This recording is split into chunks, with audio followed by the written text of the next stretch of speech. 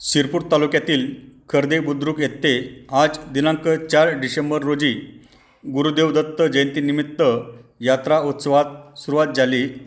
या यात्रा उत्सवात गुजरात, मध्य प्रदेशसह महाराष्ट्रातून मोठ्या प्रमाणावर भाविक भक्त नवस फेडण्यासाठी येत असतात।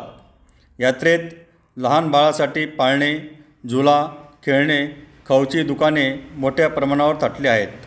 गुरुदेव दत्तांचे दर्शन घेण्यासाठी भाविकांच्या सकाळपासूनच रांगा लागल्याचे चित्र दिसून आले।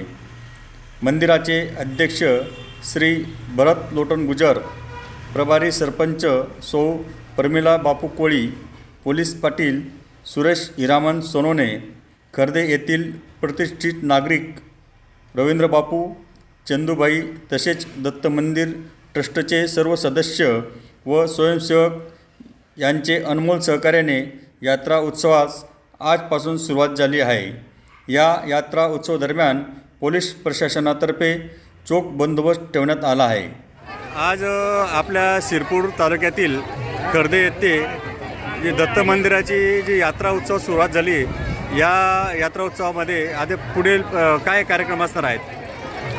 ही यात्रा जवळजवळ 300 वर्षापासून ही या यात्रेची परंपरा आहे। या यात्रेच्या दिवशी म्हणजे मार्गशीर्ष शुद्ध चतुर्दशीच्या दिवशी दत्त मंदिरात सकाळपासून कार्यक्रम सुरू होतो। म्हणजे पहाटे 3 वाजता गीता जयंती भगवद्गीतेचं पारायण होत असतं। नंतर पारायण आटोपल्यानंतर हे गीतेचं पारायण सामुदायिक पारायण होतं।